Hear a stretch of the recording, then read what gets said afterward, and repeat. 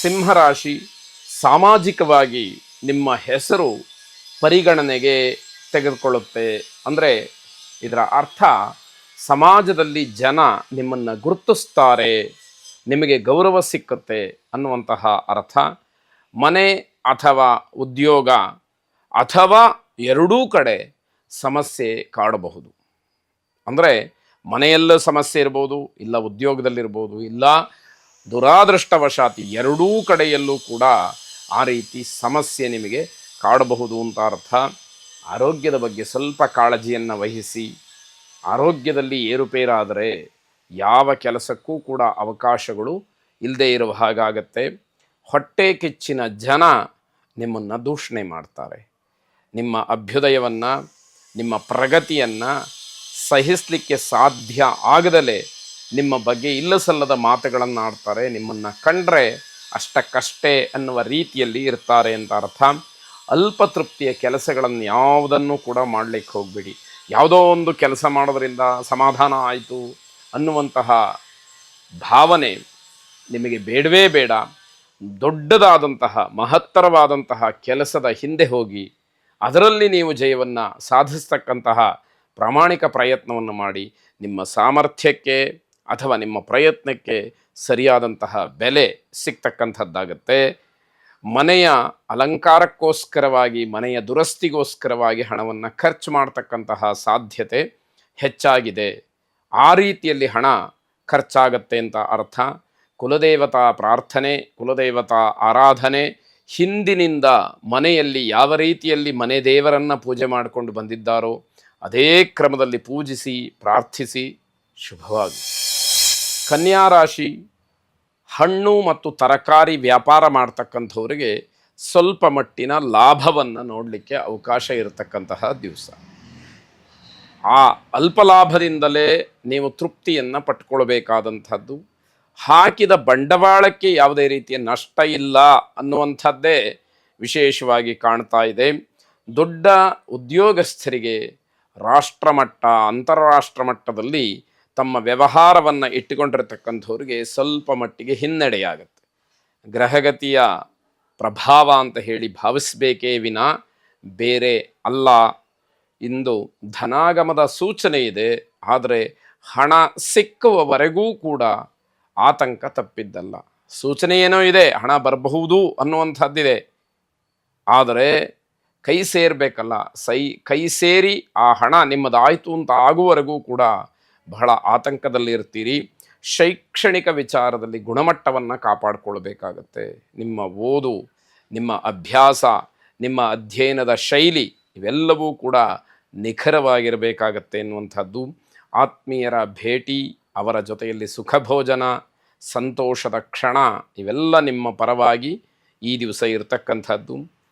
ಮಕ್ಕಳು ತುಂಬ ಜಾಗ್ರತೆಯಲ್ಲಿದ್ದರೆ ಒಳ್ಳೆಯದು ಅಂತ ಹೇಳಬೇಕು.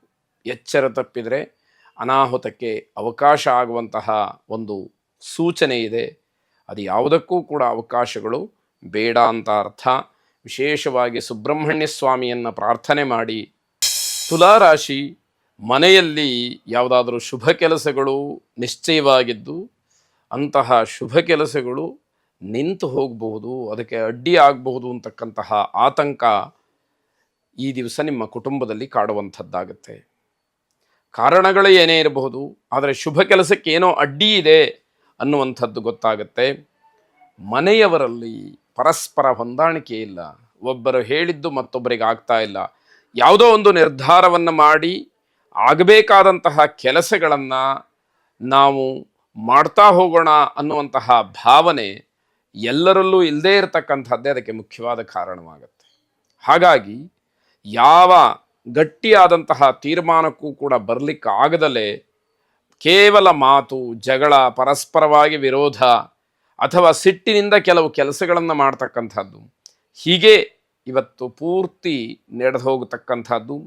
ಸಾಲದ ವಿಚಾರದಲ್ಲಿ ಸ್ವಲ್ಪ ಮಟ್ಟಿಗೆ ತೊಂದರೆಯನ್ನು ಮಾಡ್ಕೊಳ್ತೀರಿ. ಹಿಂದೆ ಮಾಡಿದಂತಹ ಸಾಲ ಆಗಬಹುದು, ಅಥವಾ ಇಂದು ತೆಗೆದುಕೊಳ್ತಕ್ಕಂತಹ ಯಾವುದೋ ತೀರ್ಮಾನದ ಅಂಗವಾಗಿ ಮಾಡುವ ಸಾಲ ಇರಬಹುದು. ಅದು ನಿಮಗೆ ತೊಂದರೆಯನ್ನು ಮಾಡುತ್ತೆ ಅಂತ ಅರ್ಥ. ವ್ಯವಹಾರದಲ್ಲಿ ಸಣ್ಣ ಪುಟ್ಟ ಬದಲಾವಣೆ ಆಗೋದಕ್ಕೆ ಅವಕಾಶ ಇದೆ, ಆದರೆ ಅಂತಹ ಬದಲಾವಣೆಯಿಂದ ಯಾವುದೇ ಪ್ರಯೋಜನ ಇಲ್ಲ. ಹಾಗಾಗಿ ಯಾವ ಬದಲಾವಣೆಗೂ ಕೂಡ ನೀವು ಪ್ರಯತ್ನಪೂರ್ವಕವಾಗಿ ಮುಂದುವರಿತಕ್ಕಂಥದ್ದು ಒಳ್ಳೆಯದಲ್ಲ ಅನ್ನುವಂಥದ್ದು ಲೆಕ್ಕ ಪರಿಶೋಧಕರಿಗೆ ಲಾಭದ ದಿವಸ. ಆದಾಯದ ಮೂಲಗಳು ಹೆಚ್ಚಾಗ್ತಕ್ಕಂಥದ್ದು, ಹವಾಮಾನ ವೈಪರೀತ್ಯದಿಂದ ಆರೋಗ್ಯದಲ್ಲಿ ಸಣ್ಣ ಪುಟ್ಟ ವ್ಯತ್ಯಯಗಳಾಗುವ ಸೂಚನೆ ಇದೆ. ಸ್ವಲ್ಪ ಮಟ್ಟಿಗೆ ಆರೋಗ್ಯದಲ್ಲಿ ವ್ಯತ್ಯಯ ಆಯಿತು ಅಂತಾದರೂ ಕೂಡ ತತ್ಕ್ಷಣದಲ್ಲಿ ಸರಿಯಾದ ಔಷಧೋಪಚಾರಗಳನ್ನು ಮಾಡಿ ಆರೋಗ್ಯವನ್ನು ಕಾಪಾಡಿಕೊಳ್ಳಿ ಅಂತಕ್ಕಂಥದ್ದು, ಶರಭೇಶ್ವರನನ್ನು ಪ್ರಾರ್ಥನೆ ಮಾಡಿ ಇರತಕ್ಕಂತಹ ಎಲ್ಲ ಗೊಂದಲಗಳು ಸಮಸ್ಯೆಗಳು ನಿವಾರಣೆಯಾಗಿ ಶುಭವಾಗಿ. ವೃಶ್ಚಿಕ ರಾಶಿ, ಪುಣ್ಯಕ್ಷೇತ್ರದ ದರ್ಶನಕ್ಕೆ ಹೋಗಬಹುದು ಅಥವಾ ಯಾವುದಾದ್ರೂ ಧಾರ್ಮಿಕ ಕೇಂದ್ರಗಳಿಗೆ, ಶ್ರದ್ಧಾ ಕೇಂದ್ರಗಳಿಗೆ ಭೇಟಿಯನ್ನು ನೀಡಲಿಕ್ಕೆ ಅವಕಾಶ ಇರತಕ್ಕಂತಹ ದಿವಸ. ಆ ವಿಷಯವಾಗಿ ಮನಸ್ಸನ್ನು ಮಾಡಿ ಧರ್ಮ ಪ್ರವಾಸವನ್ನು ಮಾಡಿದರೆ ಅಥವಾ ಧಾರ್ಮಿಕ ವಿಚಾರದಲ್ಲಿ ತೊಡಗಿಸ್ಕೊಂಡ್ರೆ ಮನಸ್ಸಿಗೆ ಒಂದಷ್ಟು ನೆಮ್ಮದಿ ಅಥವಾ ಸಮಾಧಾನ ಅನ್ನುವಂಥದ್ದು ನಿಮಗೆ ಆಗುವಂಥದ್ದು. ಹೊಸ ಜವಾಬ್ದಾರಿಗಳು ತಲೆಯ ಮೇಲೆ ಬರತಕ್ಕಂತಹ ಸೂಚನೆಗಳು ಹೆಚ್ಚಾಗಿದೆ.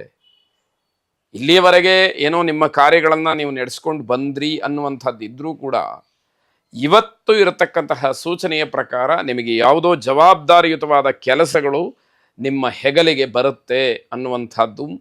ಸಾಮಾಜಿಕ ಕೆಲಸಗಳಲ್ಲಿ ನಿಮಗೆ ಆಸಕ್ತಿ ಇರೋದಿಲ್ಲ, ಆದರೂ ಕೂಡ ಅನಿವಾರ್ಯವಾಗಿ ಯಾವುದೋ ಬಲವಂತಕ್ಕೆ ಒಂದಷ್ಟು ಸಾಮಾಜಿಕ ಕೆಲಸಗಳನ್ನು, ಸಾರ್ವಜನಿಕ ಕೆಲಸಗಳನ್ನು ಮಾಡಲೇಬೇಕಾದಂಥದ್ದು ಇರುತ್ತೆ ಅಂತ ಅರ್ಥ.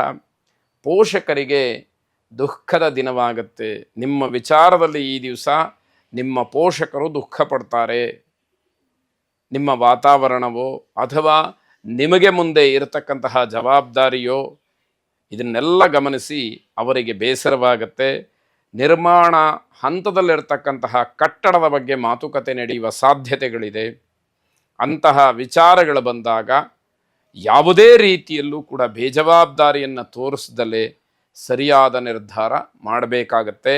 ಆಭರಣಗಳ ಬಗ್ಗೆ ಸ್ವಲ್ಪ ಕಾಳಜಿಯನ್ನು ವಹಿಸಿ. ಆಭರಣಗಳನ್ನು ಎಲ್ಲೋ ಇಟ್ಟು ಮರಿತಕ್ಕಂಥದ್ದು, ಕಳವಾಗ್ತಕ್ಕಂಥದ್ದು, ಇಲ್ಲ ಆಭರಣಗಳ ಬಗ್ಗೆ ಅಷ್ಟು ಗಮನ ಇಲ್ಲದೆ ಅವು ವ್ಯತ್ಯಾಸವಾಗ್ತಕ್ಕಂಥದ್ದು, ಕೊನೆಗೆ ನೋವನ್ನು, ದುಃಖವನ್ನು, ಬೇಸರವನ್ನು ವ್ಯಕ್ತಪಡಿಸ್ತಕ್ಕಂಥದ್ದು ಆಗೋದು ಬೇಡ ಅಂತ ಅರ್ಥ.